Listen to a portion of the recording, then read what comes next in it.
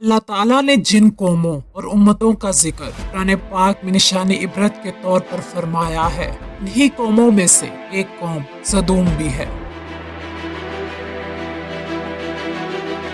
یہ جانتے ہیں یہ کس نبی کی قوم تھی اور ان لوگوں کو نشان عبرت کیوں بنایا گیا۔ شہر سدوم ایک حسین و دلکش قدرتی حسن سے مالا مال سرسبز و شاداب پہاڑیوں کے بیچ حسین و جمیل مہکتی وادی تھی۔ اس میں گنگناتی بلکھاتی شفاف نیلے پانی کی آبشاریں، گہری جھیلیں، اناج کے گوشوں کی سرسبز چادر سے ڈھکے میدان، انواع و اقسام کے پھلوں سے لدے باغات، گھنے جنگلات کے درختوں کے پتوں کی سرسراہٹ، شاخوں پر چہکتے پھرتے پرندے، ابھی مشرق سے ابھرتے سورج کی چمکدار کرنیں شہر کو مکمل طور پر اپنی لپیٹ میں لے بھی نہ پائیں کہ اچانک اس خوبصورت ماحول میں وحشتناک خاموشی چھا گئی۔ وادی پر گھٹا ٹوپ اندھیرے میں موت کا سناٹا چھا گیا۔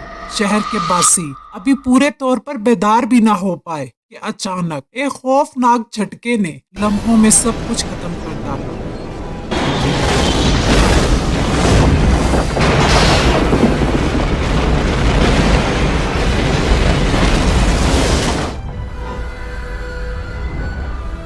اللہ کے حکم سے روح الامین حضرت جبرائیل علیہ السلام نے اپنے ایک پر کی نوک سے پورے شہر کو اٹھا کر آسمان پر پہنچایا اور پھر الٹ کر واپس زمین پر پٹخ دیا۔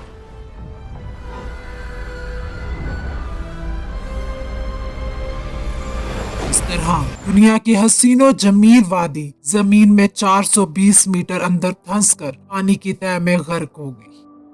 یہ 5 خوبصورت شہروں کی ایک بستی تھی جس کا کوئی ایک فرد بھی زندہ نہ بچا۔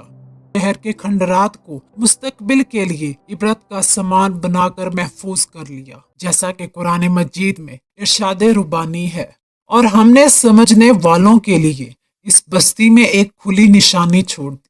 سدوم شہر جو اب بحر لوط یا بحر مرداد کہلاتا ہے، اس کے مغرب میں اسرائیل اور مشرق میں اردن واقع ہے۔ یہ علاقہ 5 اچھے اور بڑے شہروں پر مشتمل تھا اور سدوم ان شہروں کا دارالحکومت اور مرکز سمجھا جاتا تھا۔ حضرت لوط علیہ السلام کا قیام اسی سرزمین پر تھا۔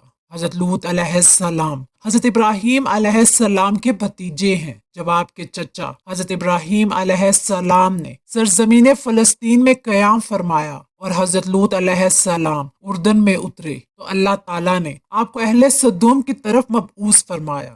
آپ علیہ السلام ان لوگوں کو دین حق کی دعوت دیتے تھے اور فعل بد سے روکتے تھے۔ قوم لوط کی سب سے بڑی خباثت لواطت یعنی لڑکوں سے بدفعلی کرنا تھا۔ اس پر حضرت لوط علیہ السلام نے اپنی قوم سے فرمایا، جس کا ترجمہ کچھ یوں ہے، اور اسی طرح ہم نے لوط کو پیغمبر بنا کر بھیجا۔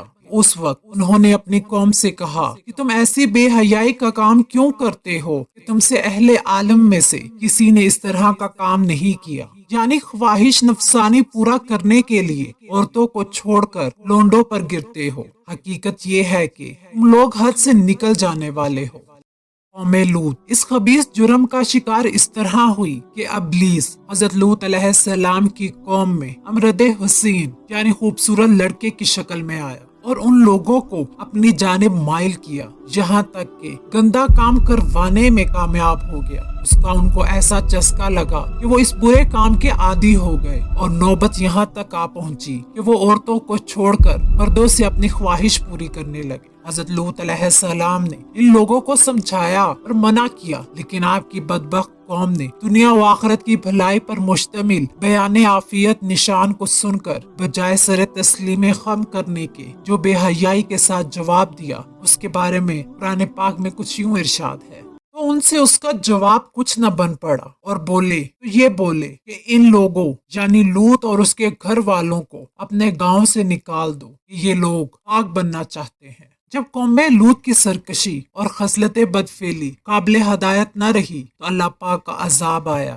حضرت جبرائیل علیہ السلام چند ملائکہ کے ہمراہ امرد حسین کی صورت میں مہمان بن کر حضرت لوط علیہ السلام کے پاس پہنچے۔ ان مہمانوں کے حسن و جمال اور قوم کی بدکاری کی خصلت کے خیال سے حضرت لوط علیہ السلام نہایت فکر مند ہوئے۔ تھوڑی دیر بعد قوم کے بدفعلوں نے حضرت لوط علیہ السلام کے مکان عالی شان کا محاصرہ کر لیا اور ان مہمانوں کے ساتھ بدفعلی کے برے ارادے سے دیوار پر چڑھنے لگے۔ حضرت لوط علیہ السلام نے نہایت دل سوزی کے ساتھ ان لوگوں کو سمجھایا، مگر وہ اپنے بد ارادے سے باز نہ آئے۔ آپ علیہ السلام کو رنجیدہ دیکھ کر حضرت جبرائیل علیہ السلام نے کہا، یا نبی آپ غمزدہ نہ ہوں، ہم فرشتے ہیں اور ان بدکاروں پر اللہ کا عذاب لے کر اترے ہیں۔ آپ مومنین اور اپنے اہل و عیال کو ساتھ لے کر صبح ہونے سے پہلے پہلے اس بستی سے دور نکل جائیے، اور خبردار کوئی شخص پیچھے مڑ کر نہ دیکھے، ورنہ وہ بھی اس عذاب میں گرفتار ہو جائے گا۔ چنانچہ